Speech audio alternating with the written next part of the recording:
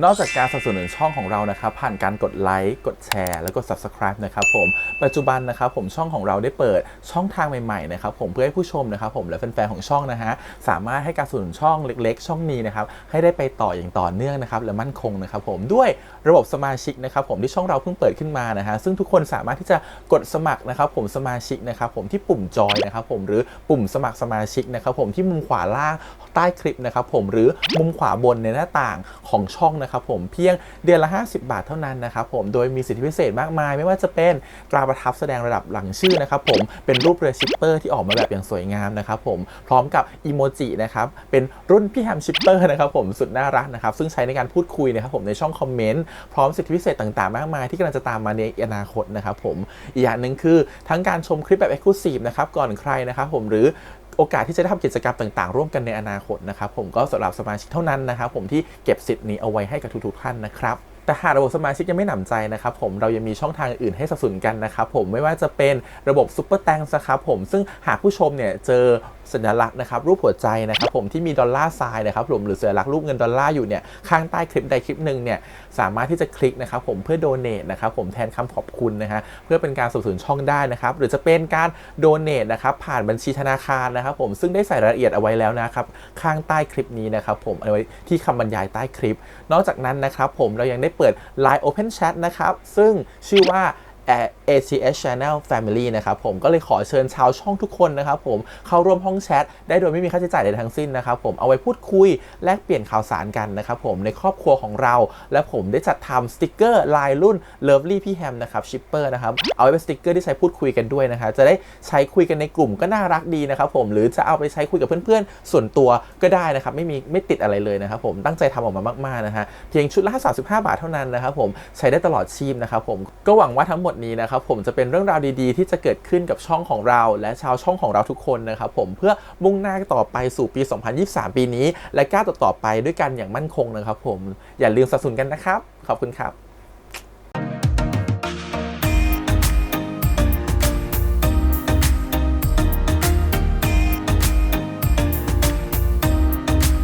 สวัสดีครับยินดีต้อนรับเข้าสู่ช่อง ATS Channel นะครับกับพบกันอีกครั้งกับการ reaction นะผมวันนี้อยู่กับพี่แฮมนะครับกับการขั้นซีรีส์เรื่อง VR The Series นะครับผมคือเรารักกัน EP ที่ 7 แล้วนะครับผมก็โอ้ยกำลังงามกำลังสนุกกำลังดีนะครับผมตอนนี้ EP นี้ต้องไปลุ้นกันว่าตัวของคิวนะครับกับเต้ยเนี่ยจะยังไงกันนะตกลงคิวเขาจะลุกจีบเต้ยได้หรือยังเนี่ยตอนนี้พวกพี่ๆเนี่ยผู้องครักษ์ทีมองครักษ์เต้ยเนี่ยเขาช่วยกันเต็มที่อยู่นะตอนนี้เพื่อจะให้คิวเนี่ยว่ามาจีบเต้ยให้ได้นะเดี๋ยวรอดูซิว่า EP นี้จะเป็นยังไงนะคิดว่าสนุกสนานแน่นอนเพราะว่าผู้กำกับเขาบอกแล้วว่าเรื่องนี้มันไม่มีดราม่าเป็นเรื่องสดใส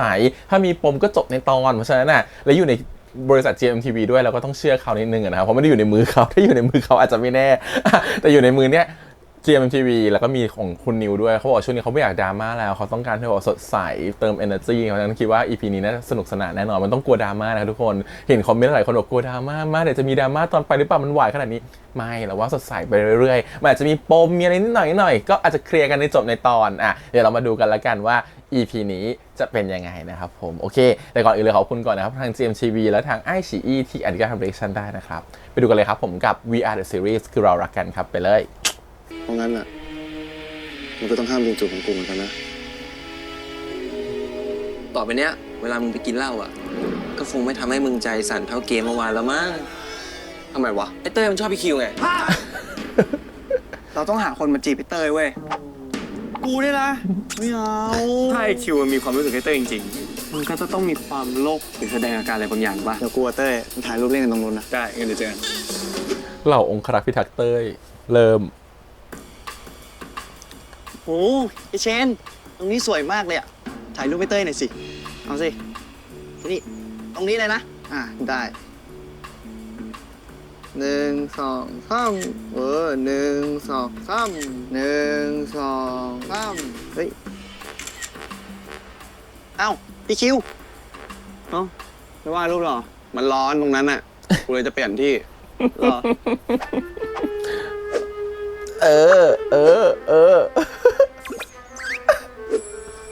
นั้นดีเลยถ่ายรูปให้กูกับเต้ยดิโยนมันเข้าไปอ๋อใช่เมื่อกี้เซลฟี่แล้วมันยังไม่ค่อยสวยอะพี่คิว ถ่ายให้เต้ยกับเฮียเชนหน่อยนะ พี่คิวถ่ายรูปให้หน่อยนะ เอามาดิ มา อยากจะดูว่าภาพจะเห็นหน้าใครบ้าง ขอแบบนี้นะ รู้ โอเค มาฮึบสักหน่อยอืม เอ้ยเห็นอยู่เว้ยนี่ก็จะแบบใบไม้ใบหญ้า 1 2 ได้ปะ แต่ไม่อยากมอง กด นะ รัวเนี่ย พอละมั้งขออีก2 รูปนะขออีกหน่อย เดี๋ยวต้องเคลื่องมือถือ เฮ้ย กูถ่ายไปเยอะแล้วเฮ้ย เอาขึ้นไปเสียเวลากู ขวางตาไปดีกว่า โหอะไรอ่ะ ไปแล้วเห็นปะมีแผนเฮียไม่ได้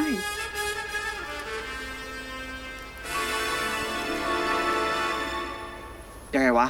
ใจเย็นดิรอไอพีมก่อน โอ้ยกูอยากรู้ตอนนี้เนี่ย พีมมาแล้ว ไอพีมาเร็ว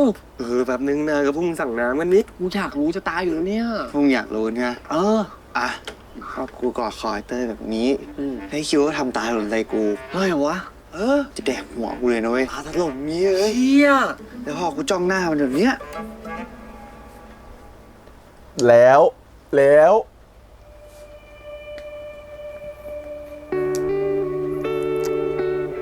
สบอากาศช่วงเล่าเรื่องนี่แหละ แล้วไงต่อ ไอเชนยังไงต่อ มันหนังการ์ตูนอยู่สต็อปไว้ก่อน แล้วไงต่ออ่ะ ไอเชน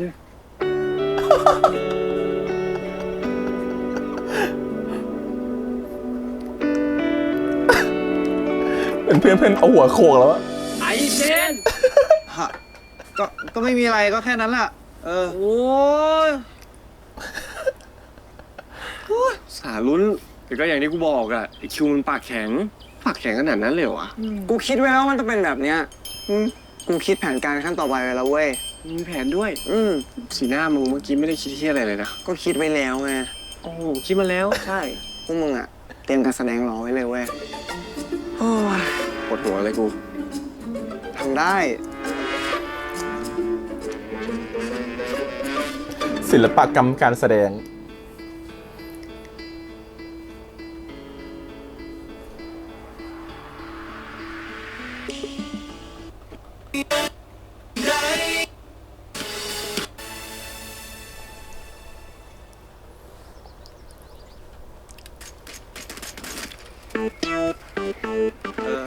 เดี๋ยวลองดู ใส่ภูมิมันคงไม่น่าไปหรอก แค่นี้นะไว้เจอกัน ใครอ่ะ ไอ้แท้นะดิ มาชวนไปสวนสนุก ไปด้วยกันปะ ไม่ไปอ่ะฟ้างก็รู้ว่าภูมิไม่ชอบ ใครไปบ้าง ไอ้แท้ฝากชวนพวกมึงด้วยนะ ไปดิปิดเทอมว่างอยู่ดิ เล่นเกมกับไอ้มิกทั้งวันน่ะเบื่อจะตายอยู่แล้ว เอ้างั้นกูไปด้วยแล้วกัน ไปเล่นเกมที่สวนสนุกอ่ะ เจ๋งนะเว้ย ไอ้ภูมิมึงก็ไปด้วยกันดิ ไปเถอะ ไม่ไป โอ้โหหลายวะอย่างงี้กูก็เหงาแย่เลย มึงไม่ต้องกลัวเหงาหรอกไอ้มิก เพื่อนไอ้แทงก็ไปกันหมดอ่ะ อุ๊ย เฮ้ย ก็จริงนะเว้ย ใครบ้างเพื่อนแทนอ่ะ มีใครบ้าง กูไปด้วยก็ได้ แน่ มอง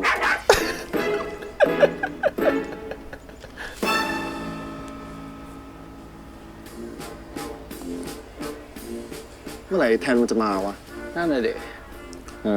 นานเกิน โทรตามไหม ฟ้างเขาตามหน่อยดิ เดี๋ยวมันก็มา โอ้ยฟังโอ้ยงอคิดถึงอ่ะ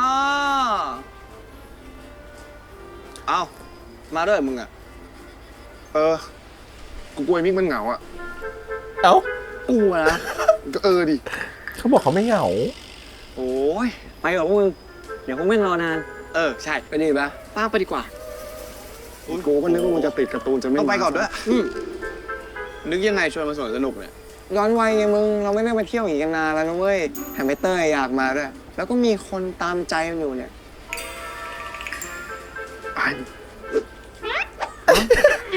ชอบเขาจัดเซตอัพ อ๋อพี่เชนนี่ใจดีที่สุดเลย ก่อนแขกเข้าไป อยากมาเฮียพามาได้ สบายอยู่แล้ว เนี่ยเพื่อนเขา เฮ้ย มาแล้วมึง ช้านิดหน่อยว่ะโทษที กูภูมิเข้ามาแป๊บเดียวเอง เฮ้ยไม่ได้เที่ยวคนเยอะอย่างนี้นานแล้วว่ะน่าหนุกเนาะ แก๊งใหญ่อยู่เนาะ ใช่ดิวะ เฮ้ย อืม เอาดีกว่าอุ้ยกูลื่นเลยลื่น ข้อ เลย ความ ตัว เพื่อนปั่นเพื่อนมิก thank you นี่เพื่อนๆครับ อันนี้ให้ thank you เข้าก่อนนะคนสุดท้ายยังไงล่ะ เฮ้ย งั้น ลุยกันเลยป่ะ ไปเว้ยมึง เฮ้ยไป แต่รถสูงๆอะไรอย่างเงี้ย ไป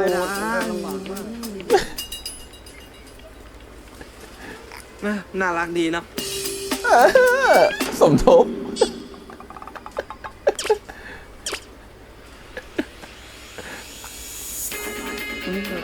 ข้างเพื่อนเร็วไปครับ กูคุย มึง กลัวดีวะ โอ้โหเฮียเชน ดูสิ อันนี้น่ารักดีนะเฮียเชนได้ลองใส่ไหมเดี๋ยวว่าน่ารักดี เดี๋ยวมองไม่ชัดพี่ มับเขาให้ โอ้โห เทพบุตรเลยเอาลงไว้หลอกว่ะ ทำอะไรอะ เฮ้ อุ้ยก็อยากลอง อยู่นิ่งๆสิ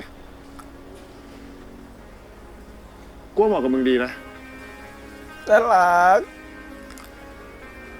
น้องบัว น้องแก่ คิดว่าไอ้สองคนนั้นมันแปลกๆวะ ดูมันแปลกเลยเหรอ ชอบหัวมันตก เพื่อแปลกอ่ะ สองคนนั้นแปลกนะแปลก ไม่ มึงอะแปลก เป็นที่อะไร เอาไว้มาใส่กูทำไมเนี่ย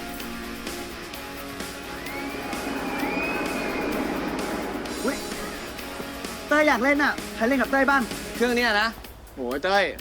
เครื่องแรกมึงก็เอาของหนักเลยเหรอ กูเล่นด้วย กูว่ามันหนักไปว่ะ กูขอผ่านละกัน ไอ้แมท โอ้ กูกับไอ้ปันก็ขอผ่านเหมือนกันว่ะ อ้าวไอ้คู่หูไปซะละอ่ะแล้วมีใครเล่นอีกปะจิวไปดิ เฉียบ งั้นเราไปต่อแถวรอเลยปะ ไปไอเชนเร็ว เอาหลัง เชนไม่เล่น โอ้ยไม่ไหวเชน ไปเบียร์ ไปไปไป กลัวเหรอใครกลัว กลัวไม่ต้องครึ่งก็ได้ คำวันนี้ไม่ต้องพูดเยอะเว้ย เดี๋ยวกูเล่นให้ดูเลย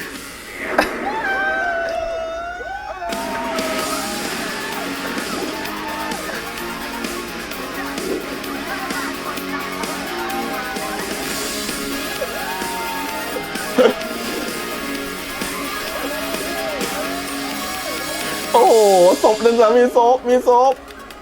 ไอเชนอีกรอบไหมไอเชนเชนพออีกรอบหนึงเร็วไอเชนอุ๊ยเอาออกเลยยังไงอะเอาออกยังไงอะ ปล่อยแล้วมั้งว้ายเป็นบรรยากาศที่ดีมาก แจ้งกลัวปะเนี่ย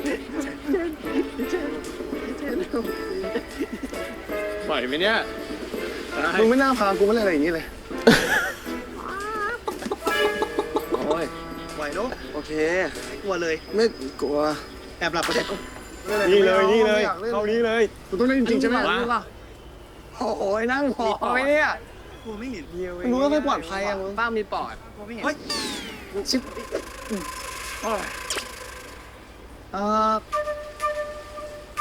อันนู้นก็ว่างนะพี่คิว กูไม่เล่นละซื้อน้ำดีกว่า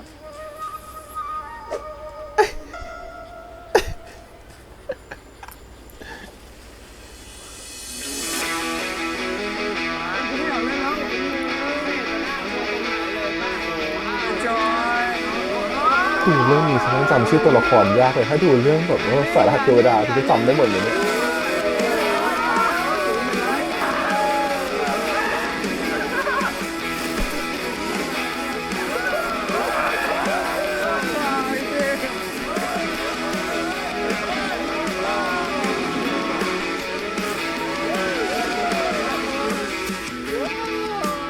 เร็วมากเลย พี่ฟ้าดูไม่กลัวอะไรเลยน่าไ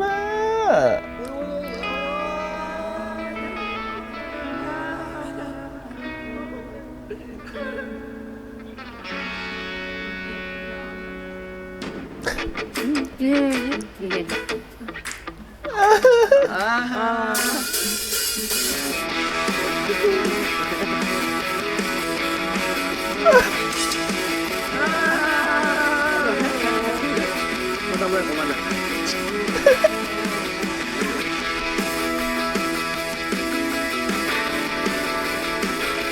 เฮ้ยพวกเฮียไปเล่นกัน ส วนสยามนี่ไม่ได้ไปนานมาก ไอ้เครื่องนี้เลยเหรอ ใช่พี่เชนเร็วรอบเนี้ยนั่งหน้าสุดเลยนะ เชนไปเลย เฮ้ยกูไปด้วยไปดิชี้ก่อนมึงก็ไปดิ โอ้ยปวดท้องอ่ะเดี๋ยวไปเข้าห้องน้ำก่อน พาไปเข้าห้องน้ำไปดิ เล่นไหม เล่นไปดิ เล่นก็เล่นวะ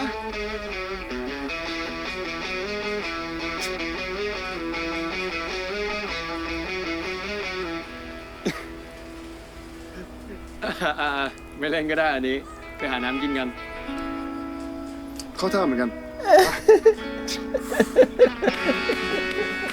หรืออยากเล่นอ่ะ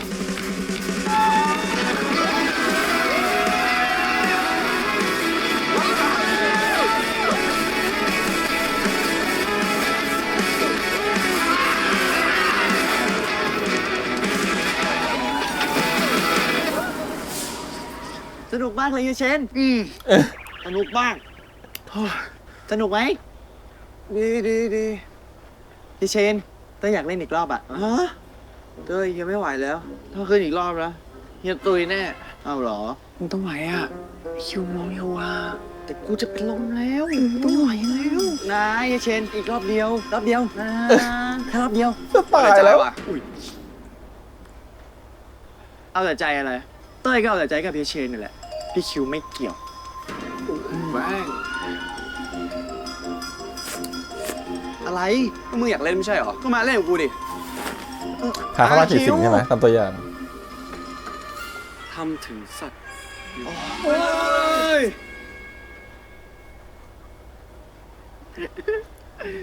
แฮปปี้มาเลยพี่นัทกินอะไรอีกบ้างเดี๋ยวเขาไปซื้อให้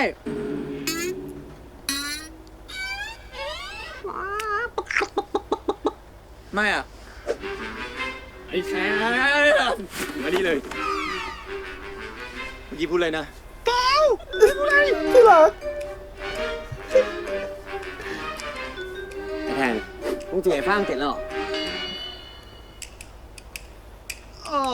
มึงจีบฟ้างเหรอ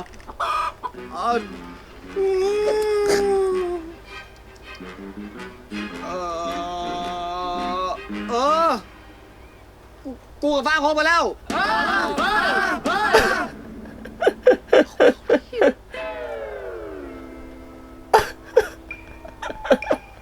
ไอ้ภูมิ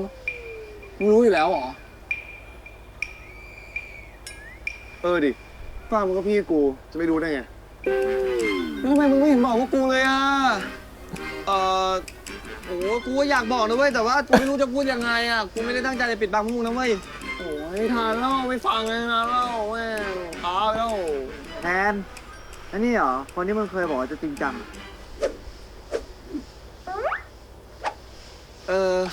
แต่กูไม่ได้ตั้งใจจะปิดบังพวกมึงจริงๆนะเว้ยกูแค่ยังหาเวลามองหมอไม่ได้แค่นั้นเองอ่ะ คนใกล้ตัวมึงไม่บอกกันหน่อยเหรอ นี่กูไม่ได้ตั้งใจอ่ะฟังขอโทษเผลอหลุดปากอ่ะมึงโกรธไหมอ่ะมึงไม่โกรธด้วยเหรอโอ้ยที่รักตาน่ารักจังเลยอ่ะ ที่รักษาอะไรตัวเลยเยอะแล้วเยอะ แต่ว่าอย่างเงี้ยเฮียแทนชิงมีแฟนไปซะก่อนอ่ะ แล้วใครจะเลี้ยงขนมเต้ยอ่ะ หากินเองดิว่าโตแล้ว โอ้ย กูก็นึกว่าจะห่วงที่เพื่อนกูมีแฟน ที่ไหนได้ห่วงเรื่องของกิน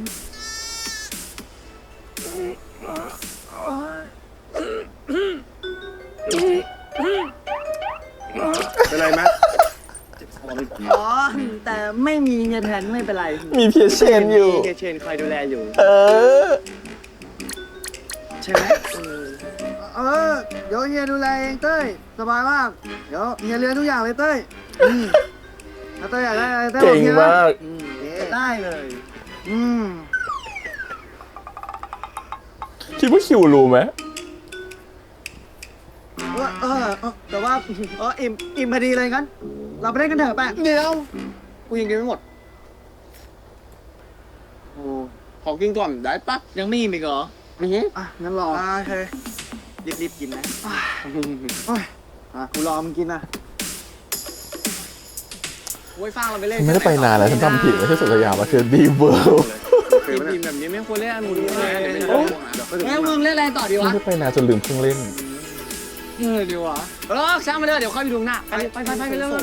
เหมือนกัน ไปเชนคุยอะไรด้วยหน่อยดิ พวกไปก่อนเลยว่า มึงไงเต้ยนี่ยังไงวะ ยังไงอะไรวะ อ้าวแสดงว่าไม่ได้รู้ทันวะนึกว่ารู้ทัน มึงชอบไอ้เต้ยเหรอ กูจีบไปเตอร์อยู่อ่ะ พอดียุ่งๆก็เลยไม่ได้บอกว่ะ ทำไมต้องเป็นไอ้เต้ยวะ มึงคิดดีแล้วเหรอ มึงแน่ใจนะ กูคิดว่าถ้ามึงจะจีบมันเล่นๆน่ะกูว่าอย่าดีกว่า ก็กูชอบไอ้เตอร์จริงๆอ่ะ มันต้องมีเหตุผลอื่นด้วยเหรอวะ แล้วมึงเป็นแค่พี่รหัสอ่ะทำไมต้องมาห้ามด้วยวะ เออ กูแค่กลัวว่า เดี๋ยวมึงจะมองหน้ากันไม่ติด เดี๋ยวมันจะเสียพี่เสียน้องอ่ะ ไม่ต้องห่วงหรอกชอบมันจริงๆ ไป นึกว่าจะจับได้ เฮ้ย แต่มุมนี้มันสดสยามเลยว่ะ คิวเรื่องอะไรวะ ก็เรื่องไอ้เต้ยนี่แหละ กูแผนเวิร์กด้วยไอ้ปัน กูว่าอีกไม่นานอ่ะ ไอ้คิวมันต้องเผยความรู้สึกตัวเองออกมาแน่ อ่ะสดสยามแล้ว โอเค ไม่ใช่ ทุ ดี ก ม คน เบอร์ ไปเล่นบ้านพี่สิงห์กันไหม ๆนะ ฮะ โอ้โหอุ้ยไม่อ่ะ เข้าไป มันเจ็บตัวแปลก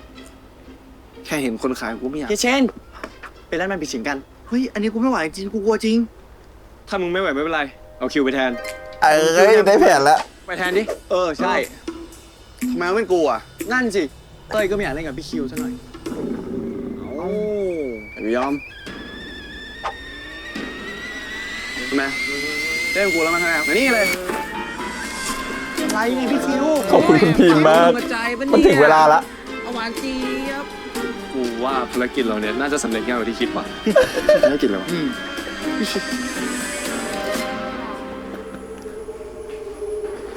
โอ้ยพี่คิวจะลากเต้ยทำไมเนี่ย เต้ยเจ็บนะ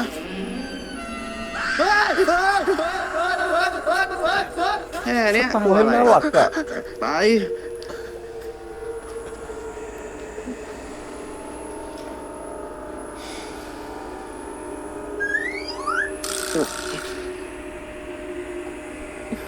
ถ้ากลัวก็จับมือกู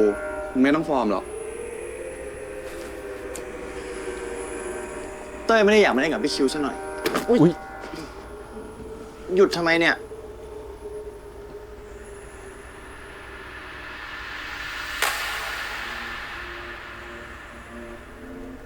มึงรู้สึกยังไงกับไอเชน ฮะ มึงกับไอเชนนี่ยังไงวะ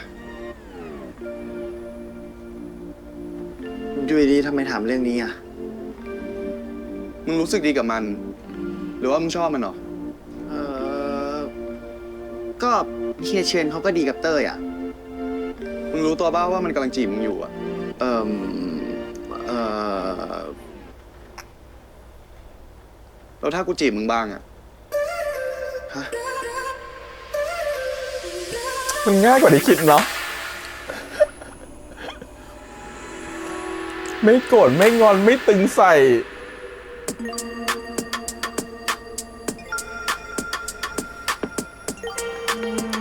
นี่ไม่ได้ว่าจีบนี่ว่าจูบนี่ไม่จีบนี่จูบ พี่คิวจะทำอะไรอ่ะ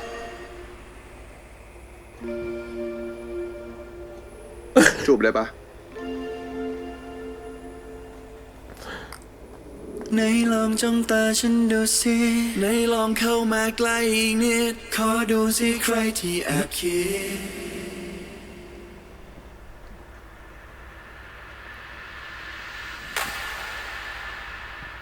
เลยเหรอ เลยเหรอ เลยเหรอ ไม่ได้ว่าจีบแล้วเรียกว่าจูบ นี่ไม่ได้จะบอกรัก เพลงใหม่อีกแล้ว ใช่ไหมไม่ได้คิดถึงฉันใช่เปล่า วินนี่สตาร์นะฮะ ฉันก็ไม่รู้ที่เธ เพล อง ทุก ทำได้ มีเพลงใหม่ทุก EP เลยอะเรื่องเนี้ย ก็ไม่รู้เขาเรียกรักหรือยอมทุกครั้งไม่ว่าเข้าหรือออก อยากบอกเธอได้ไหมหายใจเป็นชื่อเธอ มีการย้ำว่าจีบ ไม่ต้องจีบแล้วล่ะ ข้ามสเต็ปไปเลย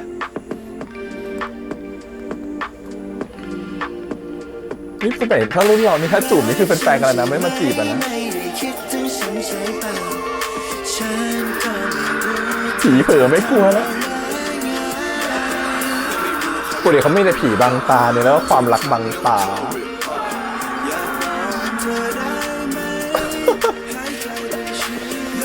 ฉันใช่ไหมไม่ได้คิดถึงฉันใช่ป่ะฉันก็ไม่รู้ที่เธอทำแปลว่าไงก็ไม่รู้เขาเรียกรักหรือยอมทุกครั้งไม่ว่าเข้าหรือออกก็ไม่มีปัญหา We are alright girl จบไปอีกหนึ่งคู่ฟ้าผีสิงมัน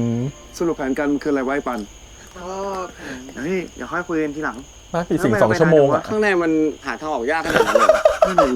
นานจังวะ เฮ้ย มันหาทางออกเยอะ เฮ้ยครับ มันหลงอยู่ มันหลงอยู่ เล่นแรงต่อดีอ่ะ หลงรัก ได้หมดเลยอ่ะ แล้วแต่เต้ย เต้ยไปไหน เมื่ออยากกลับบ้านแล้วอ่ะ ฮะ แล้วไม่เล่นต่อแล้วเหรอ ไม่อยากเล่นอะไรแล้ว เอา วิญญาณออกจากร่าง พวกเรากลับกันเลยปะ ก็ได้ เครื่องเล่นหน้าปิดหมดแล้วอ่ะ นี่ก็มืดมากแล้วด้วย กลับเดี๋ยวปะ เออ นี่มันหลงกันนานมากนะ เอาดี ไป ๆ อยู่ในนั้น2 ชั่วโมงหรือไง เดินวนไปวนมา วันนี้ดีนะ นี่เป็นครั้งแรกกันนะ ที่กูได้มาเที่ยวกับเพื่อนเยอะขนาดเนี้ย สนุกมากเลย เข้าหลังมาพวกกูอีกดิพูดแล้วนะกลับ ใจมันอยากจะชวนอะ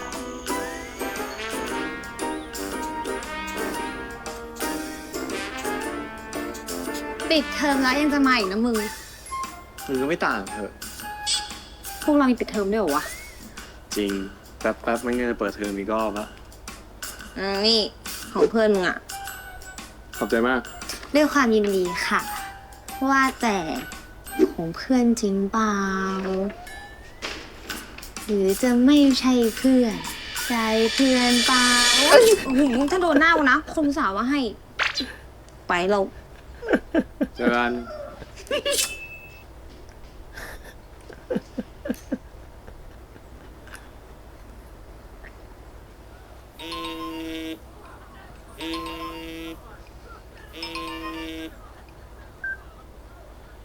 ฮัลโหลมึงอยู่ห้องปะ อยู่ดิ มีอะไรอ่ะ เดี๋ยวกูไปหานะเจอหน้า อยู่ดีเขาก็จะมาหาที่ห้อง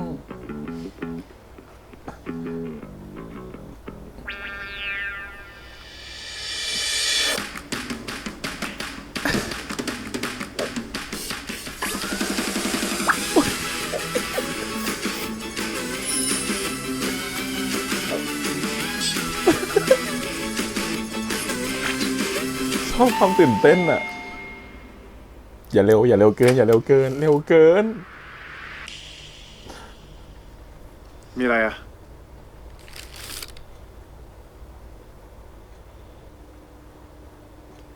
ไปละ เดี๋ยว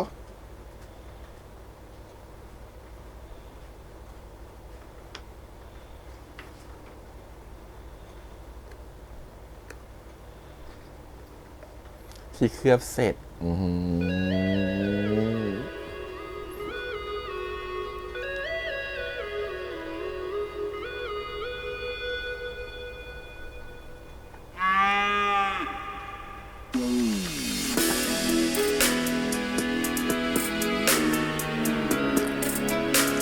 เป็นควายก็เป็นควายที่รักเธอแหละยอมทุกสถา แผน นะ การเรากำลังไปได้สวยนะเว้ย กูว่านะ ต้องเกิดอะไรที่บ้านผีสิงแน่ แล้วยังไงอ่ะ กูต้องจีบเตอร์อยู่ปะเนี่ย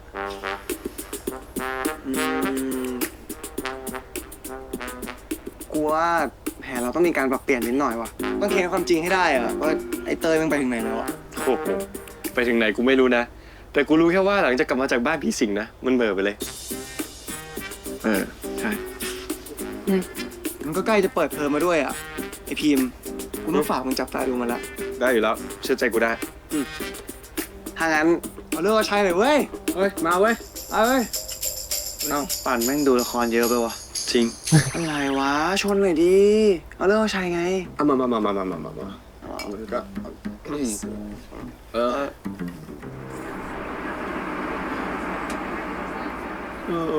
ทำไมปิดเทอมมันเร็วขนาดนี้วะ แป๊บๆก็เข้ามาวนลูปปั่นงานอีกอะ โอ้ยยังนอนไม่เต็มอิ่มเลยเนี่ย จริง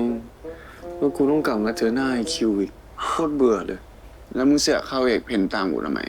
ใครเข้าตามมึง กูชอบของกูมาตั้งนานแล้ว มึงก็ตามกู เดี๋ยวมึงก็ต้องทนเจอกูอีกนานเว้ย สวัสดีครับทุกคน เผลอแป๊บเดียวปี3แล้วนะครับ เดี๋ยวปีเนี้ยจะอยู่กันยาวๆเลย ก็ขอให้ทุกคนน่ะเต็มที่แล้วก็ตั้งใจกับเทอมนี้ด้วยนะ งั้นคลาสแรกเริ่มเลย สั่งงานก่อนแล้วกัน ฮะ ฮะ เลยเหรอ่ะค่ะ ไม่มีประถมนิเทศเหมือนปีที่แล้วหรอ ไม่ต้องคุยกันมาเยอะแล้ว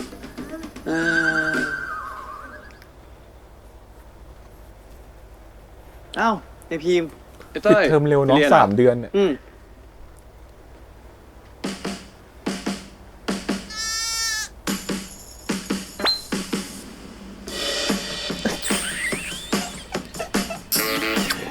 นี่ได้ทีหนึ่งก็กวนเขาใหญ่เลยนะ เต้ยไปเรียนก่อนนะ เจอกันคืนนี้นะไอพิมพ์ มึงบอกกูมาเลยนะ ว่าเกิดอะไรขึ้นที่บ้านบีสิงตั้งแต่มึงเข้าไปกับไอ้เต้ยก็แปลกๆไป เกิดอะไรขึ้น ไม่มีอะไรนี่ มันโดนผีหลอกมั้ง แล้วคืนนี้ไปไหน บ้านกูอะเหมือนเดิม จะไปปะล่ะ แปลกๆทำไมช่วงนี้มึงนัดกันบ่อยจังวะ ปกตินะ แต่คืนนี้ไอ้เชนเป็นคนชวนเองด้วยนะ สงสัยจะอยากให้เต้ยไปด้วยอะ งั้นเดี๋ยวกูไปด้วย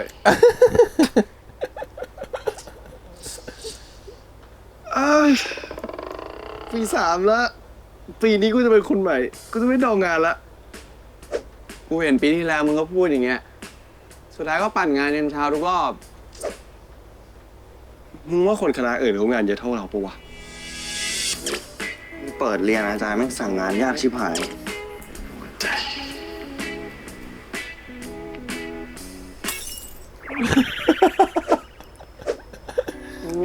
หัวใจพังหมดเลยอ่ะ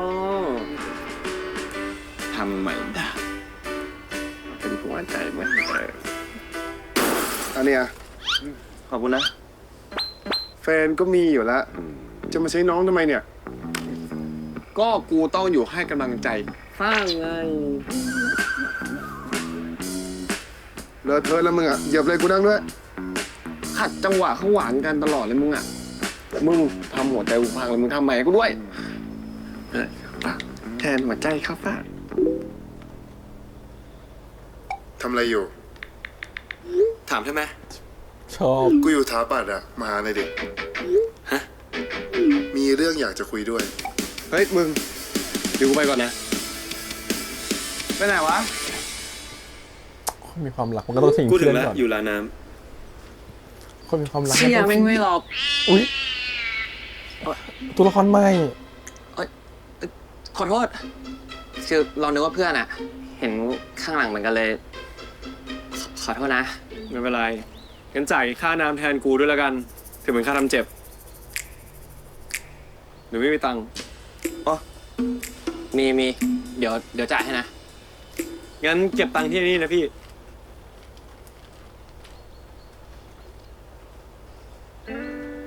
เอา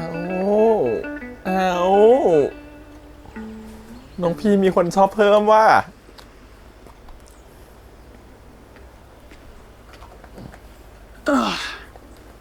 เรียกกูมาทำไม กูอยากไปกินกาแฟที่บ้านมึงอ่ะ ฮะ ไปเลยปะ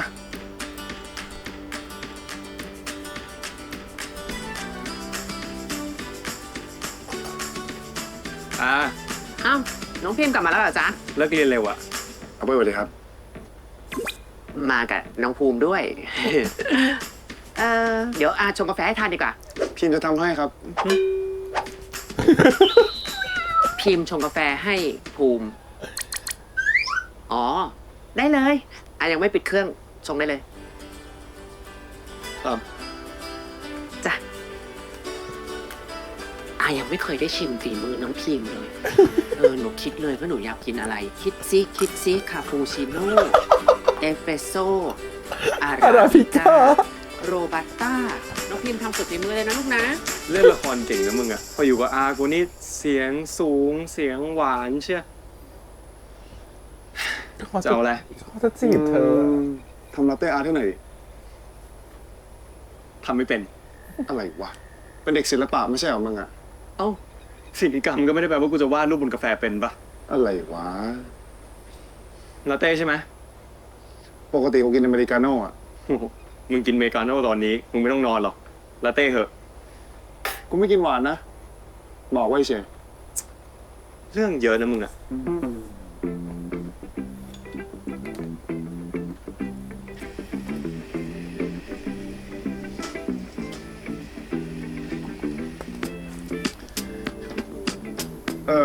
นี่ร้านอาร์มใช่ปะ ใช่อากูอ่ะเขาชอบกาแฟก็เลยมาเปิดร้านเอง แต่ว่าซะส่วนใหญ่ก็ไม่ได้ดูเองนะ ก็ให้ลูกน้องดูอ่ะถ้าแกว่างหรือสอนพิเศษเสร็จแกก็จะมาดู จริงๆแล้วกูก็อยากช่วยนะ แต่ว่าทุกวันนี้แค่ปั่นงานทำนู่นทำนี่ก็เวลาไม่พอละ เอารอดไหมเนี่ย จะกินไหม ไม่เอาหวานนะ วัน100ใช่ไหม ไม่เอาหวาน 150 ลบ150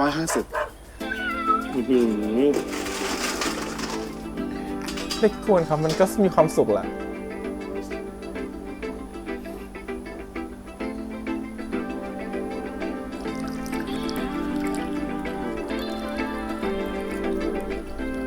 หน้าตาก็ดูใช้ได้นะ ชิม จะไม่เค็มเหมือนข้าวที่มึงทำใช่ไหมเนี่ย งั้นก็ไม่ต้องกิน กินดิ กูแค่ล้อเล่นเลยเฉย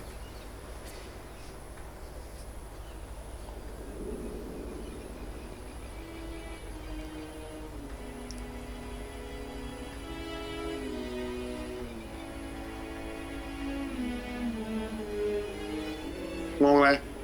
แปลกๆนะมึงเนี่ย มองอะไรไม่ได้มอง มึงรีบกินกาแฟมึงเถอะแล้วก็กลับได้ละเดี๋ยวเพื่อนกูจะมา กูยังไม่อยากให้มันรู้ว่าเรามีข้อตกลงกัน แต่ว่ากูเป็นลูกค้านะ มึงจะไล่กลับอย่างนี้ได้เหรอะถ้าเพื่อนมึงมา มึงแค่บอกว่ากูมากินกาแฟ ไม่เห็นแปลกตรงไหนเลย แปลกเพราะร้านกูปิดแล้ว งั้นเอางี้ มึงก็บอกเพื่อนมึงแล้วกัน ว่ากูเป็นลูกค้าคนพิเศษ มึงเนี่ยนะคนพิเศษ แล้วกูไม่พิเศษสำหรับมึงอ่ะ มาแล้วจ้ะ อะไรมาพูด มึงไม่พิเศษตรงไหน อ่ะพิเศษได้พิเศษ พูดแล้วแผนมันแย่กว่ามากแล้วแผนมันแม่มันเต็มตัวสาสดได้เลยเว้ย ไอ้พมมึงมานี่ด้วยเหรอเนี่ย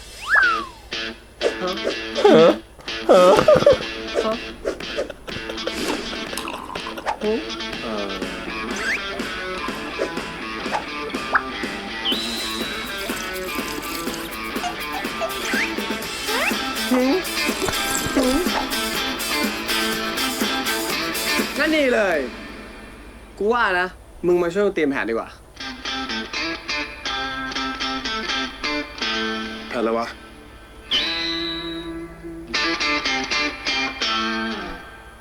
สรุปที่พวกมึงชวนไปสวนสนุกเนี่ยเพราะเรื่องนี้เองเหรอวะ กูว่าแล้วมึงดูแปลกๆตั้งแต่ออกมาจากบ้านผีสิง มันต้องมีอะไรแน่ๆเลยใช่ไหม เต้ยว่า เต้ยก็น่าจะมีหวังนะ กูว่างั้นนะเว้ยพ่อเราคุยกับกูด้วย ถ้ามันไม่คิดอะไรก็คงไม่มาคุยกับกูหรอกมั้งจริง กูเป็นเพื่อนมัน กูรู้ กูสัมผัสได้แถมดาวศุกร์นะโคจรในมุมบ้าน เจอดาวพฤหัสที่ 37 องศา มึงสมหวังแน่เว้ย นี่เคยดูดวงยูเรเนียนเนี่ยนะ เพอเจอ แต่เอาจริงๆเต้ยกูว่ามีสิทธิ์สมหวัง ใช่ก็เชื่ออย่างนั้น พี่ดินสอนเนี่ยต้องเป็นของน้องนมปันคนเดียวเท่านั้น อุ๊ย เฮีย จะฟิลโดนหลอกไหมอะ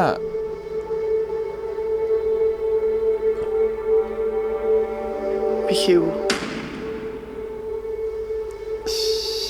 อย่าแล้ว มึงรู้มาตลอดเลยใช่ปะพี่คิวฟังเต้ยก่อนนะ แล้วมึงวางแผนไม่บอกกูมาตลอดเลยใช่ปะเต้ย ไม่ใช่อย่างนั้นนะพี่คิวฟังเต้ยไม่ต้องเข้ามา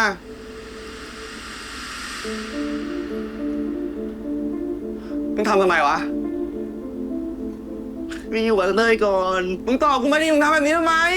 มึงทำแบบนี้ทำไม มึงตอบกูดิเต้ย เห็นกูเป็นอะไรวะ มึงฟังน้องก่อน มึงทำแบบนี้ทำไม มึงตอบกูดิ พี่คิวฟังเต้ยก่อน ไม่ฟังบอกดิตอบกูดิ เว้ยแล้วมึง กูถามว่ามึงเห็นกูเป็นอะไร ตอบดิ มึงเห็นกูเป็นอะไรมึงตอบกูมาดิเต้ยเต้ยรักพี่คิวอ่ะ หยุดไหม จบไหมคิว เต้ยรักพี่คิวมาตลอดเลย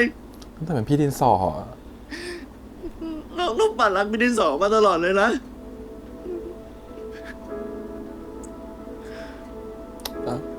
กูไม่อยากฟัง ไม่น้องดี พี่คิ อะ วฟังเต้ยก่อนพี่คิวพี่คิว ไปดูน้องหรือวะ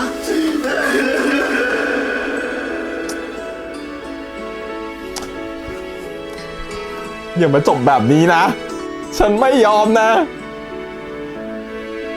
เธอจะให้ฉันรออีกอาทิตย์หนึ่งไม่ได้นะ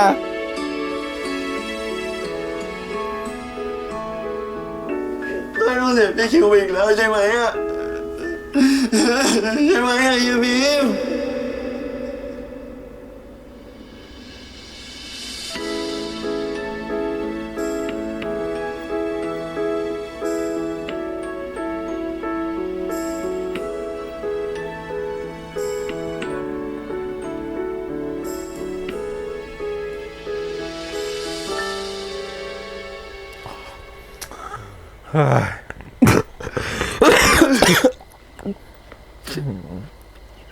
ขอโทษนะคะที่ไอ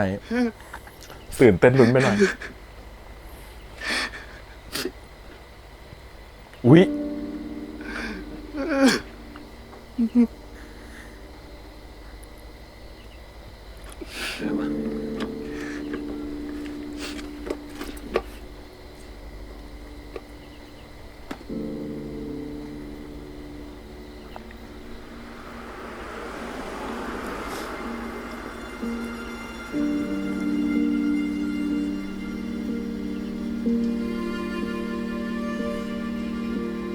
ต้องบอกแล้วแหละว่าเป็นวิธีของเพื่อนๆร่วมกันคิดเองเนาะไม่ได้ร่วม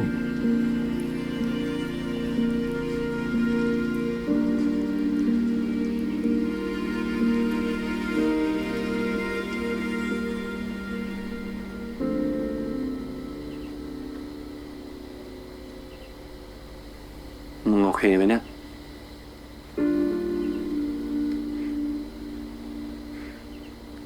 มึงโกรธน้องมันปะ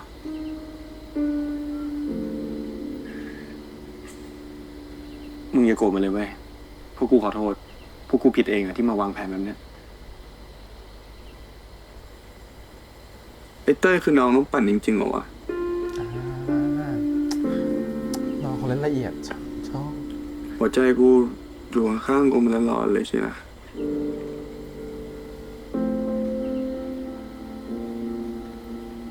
พวกมึงรู้นานยัง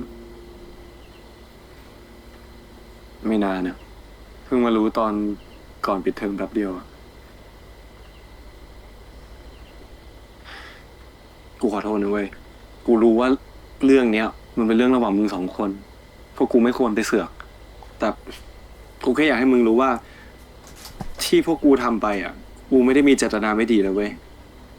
กูแค่หวังดีกับมึง ทำไมวะไมเตอร์มันต้องทำเพื่อกูขนาดเนี้ยไม่เข้าใจวะ กูว่าคำตอบของไอ้เต้ยมันค่อนข้างชัดเจนนะเว้ยแล้วมึงอะยังรักน้องน้ำปั่นอยู่ปะ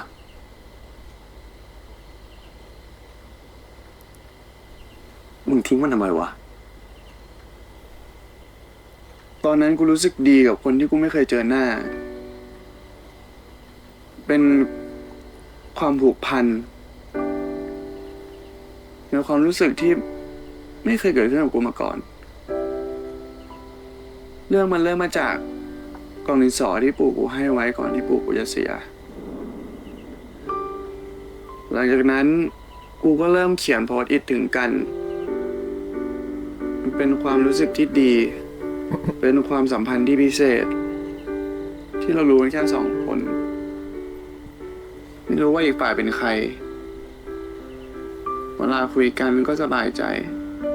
ไม่อึดอัด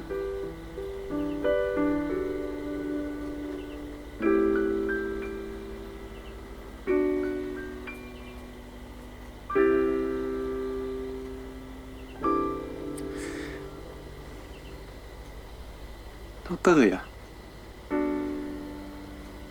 เอาเต้ยที่เป็นเต้ยนะ ไม่ใช่น้องน้ำปั่นที่มึงเคยรู้จักนะ เอาเต้ยที่เป็นน้องรหัสมึง เต้ยที่มึงอยู่ด้วยกัน เต้ยที่รักมึงอะรู้สึกไงกับเต้ยวะ กูรู้สึกดีกับไอ้เต้ยนะ ไอ้เต้ยมันเป็นเด็กบองเหมือนชีวิตมันไม่มีเรื่องเครียดอะไรเลยอะเหมือนมีบางอย่างในตัวมันทำให้กูรู้สึกดีเวลากูได้อยู่ไกลๆเหมือนกูนั่งอยู่ในทุ่งหญ้ากว้างๆมีลมพัดเอื่อยๆท้องฟ้าสดใสเหมือนกูได้ดูงานอาร์ตชิ้นโบแดง ว่าขนาดเนี้ยลูก มึงถ้ามันถึงขั้นที่มึงเปรียบเป็นงานอาร์ตอะมันไม่ได้ธรรมดาเลยนะเว้ย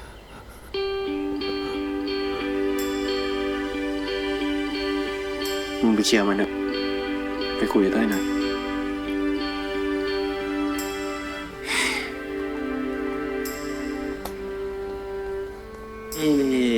มันเป็นอะไรกันเนี่ยนั่งดีๆนะปะไอเชียวมาดูโกรธมากเลยอะเป็นแผนกูเหรอวะไม่ทะเลาะกันอะ โอ้ยกูว่ามันไม่น่าคิดมากหรอกมั้งไอคิวอะ มันดูโกรธมากเลยนะเว้ย นะกูมันต้องใช้เวลาแหละมั้ง ไม่ต้องเครียดหรอก ถ้าผิดก็ผิดด้วยทั้งหมดนี่แหละ นั่นไงมาแล้ว คืนนี้พวกมึงนอนบ้านกูเนาะใช่ไหม พี่มึงโอ้โหไม่ความคิดมึงมันสุดยอดเลยว่ะเพื่อนวันนี้มานอนบ้านในพีมกันดีกว่านะพวกเราจะได้มากลับมาแบบกิ๊กกันเหมือนสมัยมัธยมไงใช่ไหมใช่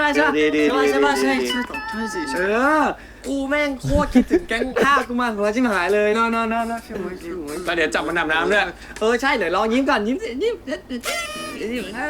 แล้ว ไปกูโตแล้วกว่าเด็กได้ เดี๋ยวไป ไอ้แยมไปขัดเอาไว้มันเลย กูขัดก้นให้มันก็ได้ เดี๋ยวข้างหลังให้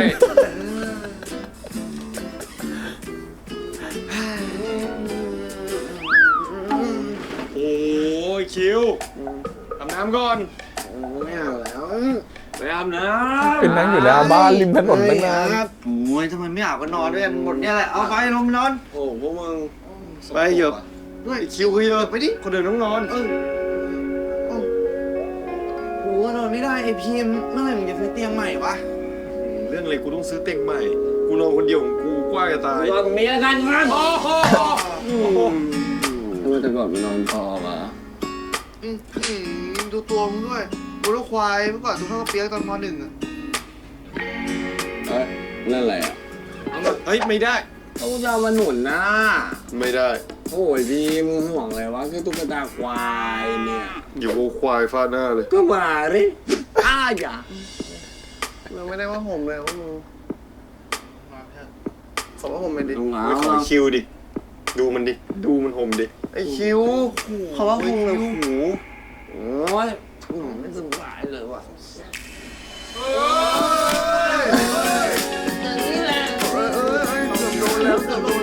ตื่นมาขาหายแน่นอน ใช่ไหม ได้เลยแทนนอนไปนั่งไปด้วย ไม่จบเร็วไม่จบเร็ว ดีใจ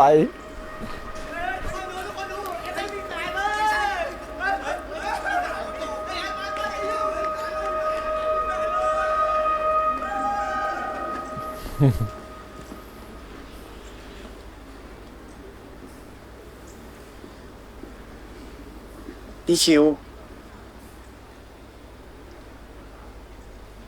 กู ขึ้นก่อนนะ เอาไอคิว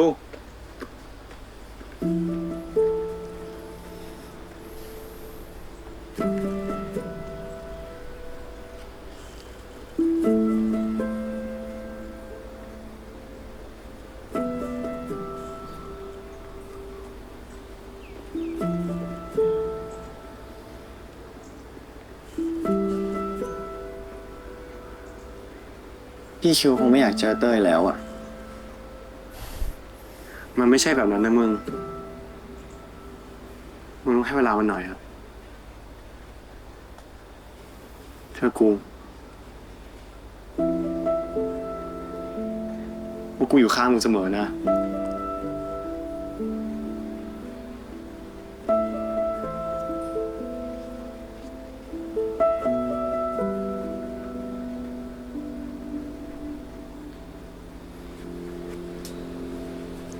พี่คิวเล่าให้เต้ยฟังบ้างสิว่าทำไมถึงชอบมาที่นี่ กูเคยทำลายความรู้สึกของคนหนึ่งที่นี่ กูทำให้เขาเสียใจ แต่พอมาคิดดูอีกที ยังไงกูว่าเฮี้ยอยู่ดีอะที่อยู่ดีก็หายไป แล้วทำไมพี่ไม่กลับไปขอโทษหรือว่าไปหาเขาอะ อันนี้เขาคงลืมกูคงเกลียดกูไปแล้วล่ะมั้ง ทำไมพี่แม่งชอบคิดเองเองวะ อะไรนะ เคยที่พี่พูดมา พี่คิดเองตลอดเลยไม่ใช่หรอ ทั้งที่พี่ไม่รู้ด้วยซ้ำอะว่าอีกคนหนึงเขารู้สึกยังไง แต่พี่ก็หนีหายไป แล้วก็คิดว่าเขาคงโกรธ เขาคงลืม พี่แม่งคิดเองทั้งนั้นอะไหนจะมองโลกในแง่ร้ายอีกอะทำไมพี่ไม่ลองคิดดูว่าเขาอาจจะรอพี่อยู่ก็ได้นะเว้ย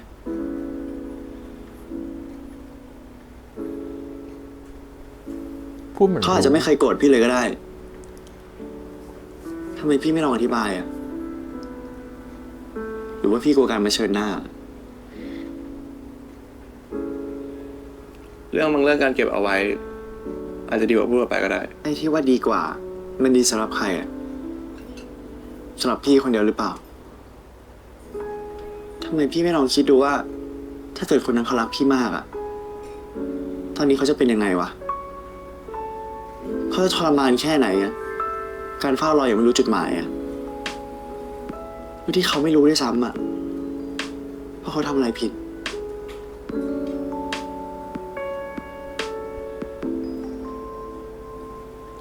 มึงพูดถูกจนกูเถียงไม่ออกเลยว่าเต้ย กูน่าจะกล้ากว่านี้ อย่างน้อยก็น่าจะกล้าบอกความรู้สึกของตัวเอง บอกให้เขารู้ว่าเขาเป็นคนพิเศษ เป็นความรักที่พิเศษสำหรับกู น่าจะบอกเขาก่อน เราก็ได้คำตอบมาก่อนนะแล้วนะ รอก็ได้ เป็นเราก็รอ เฮ้ย มึงคิดมากเรื่องคิวอยู่เหรอ กูสับสนว่ะ สับสนอะไรวะ กูดีใจนะเว้ย ที่ได้รู้ว่าพี่คิวรู้สึกดีกับคนที่เคยเขียนพอดอิทกันอะดีใจที่ได้รู้ว่าเราเป็นคนพิเศษของกันและกัน แต่มันไม่ใช่กับกูคนนี้ว่ะ กูเป็นแค่น้องรหัสอะกูเป็นแค่เต้ยอะ มึงคิดมากไปเปล่า พี่คิวยังโกรธกูอยู่เลยเว้ย เมื่อเช้าก็หลบหน้ากูอะ เราก็มองโลกแง่ร้ายเนี่ย เราบอกเขาเนี่ย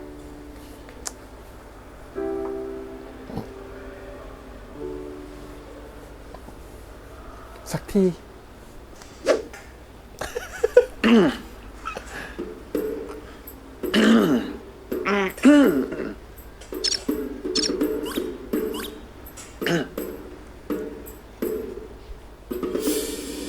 เลิกเรียนแล้วใช่ปะไปกินข้าวกัน ฮะ แค่พี่ลากชวนไปเลี้ยงข้าวเนี่ยมันน่าตกใจตรงไหน ไป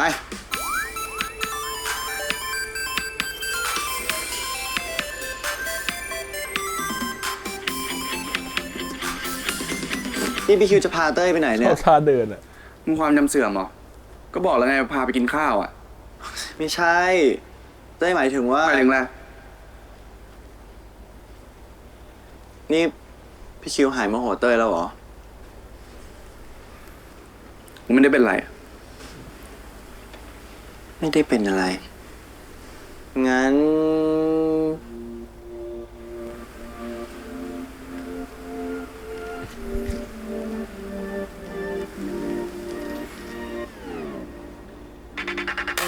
รักฉันใช่ไหม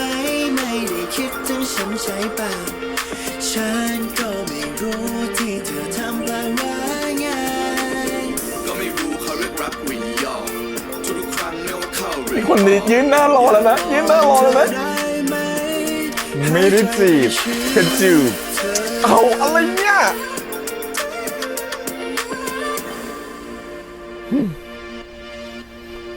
ไปตัดเป็นซีนเปิดอาทิตย์หน้าอะไรเงี้ เรา ย จะไปฆ่าอาสากัน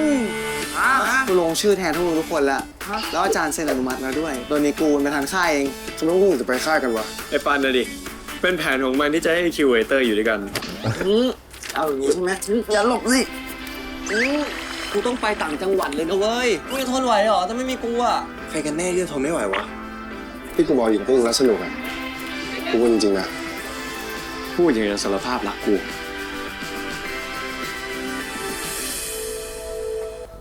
โอเคครับผมโอ้ย EP นี้มันดีเนาะมันจะกระจี้หัวใจชอบ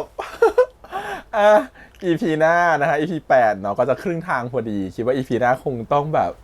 น่าจะเริ่มแบบรักกันหรือบอกรักกันแบบจริงๆจังๆแล้วแหละมันเหมือนกับว่าตอนนี้มันเหมือนกับต่างคนต่างพูดแต่ยังไม่เหมือนกับมีความแบบว่าคอนเฟิร์มหรือว่าอะไรอย่างงี้เนาะแต่คิดว่าแบบยังไม่เป็นแฟนกันอะไรเงี้ยมันเหมือนแค่ต่างคนต่างพูดอยู่ยังแบบว่าความรู้สึกยังอยู่ช่วงแบบคลุมเครือแต่ก็จะกระจี้หัวใจฟีลแบบนั้นนะฮะก็ต้องรอ EP หน้า EP หน้าน่าจะไปทั้งสองคู่แล้วเนาะน่าจะทั้งแบบทั้งภูมิพีมหรือว่าจะเป็นคิวเตอร์นะครับผมก็คิดว่า EP หน้าน่าจะแบบว่าเห็นความก้าวกระโดดของความสัมพันธ์โอเคกลับมา EP นี้ก่อน EP นี้เนี่ยหลักๆแล้วต้องไปที่คิวกับเต้ยเราเก็บไว้ท้ายสุดดีกว่าเนาะเราไปคู่เล็กๆก่อนดีกว่านะครับผมซึ่งคู่รองเนี่ยอย่างตัวของเป็นเชนกับปันเนี่ยก็จะไม่ค่อยมีอะไรคืบหน้ามากจะมีแค่โมเมนต์นิดหน่อยของการที่เหมือนกับว่าช่วยเล่าให้เพื่อนฟังหน่อยซิว่าไปทำอะไรกันมาบ้างนะครับผมตอนที่อยู่ในสวนสาธารณะอะไรอย่างนี้ซึ่งตัวของเชนก็ทำเล่าไปแล้วก็จับหน้าปันไปแล้วก็สโลว์แล้วก็ค้างนะครับผมชอบตรงไหนวะชอบการตัดต่อ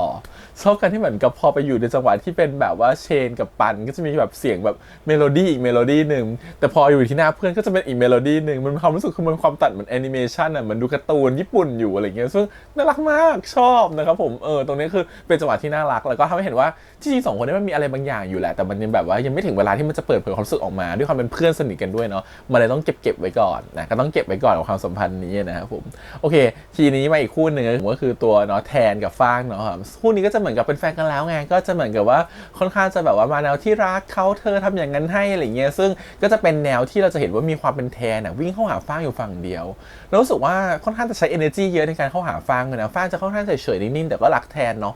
แต่เรารู้สึกว่ามันจะมีความที่เหมือนกับความที่แทนเรียกร้องอะไรบางอย่างอยู่ซึ่งมันเริ่มมีเชื้อไฟเล็กๆแล้วถามว่ามันจะเป็นดราม่าใหญ่โตไหมเราว่าไม่ใช่หรอกแต่มันจะเป็นเหตุหรือเปล่าที่ทำให้ฟางกับแทนทะเลาะกันด้วยเรื่องนี้มันเหมือนกับแบบแทนพยายามเกินไปแทนแบบโอ้โหแล้วฟางแม่งคนไปจนขาดกันไม่ได้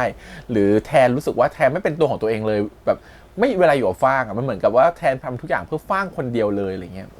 เพราะฉะนั้นตรงนี้อาจจะเป็นปมในการที่ทำให้มีต้องแบบว่าไปคลายหรือไปแก้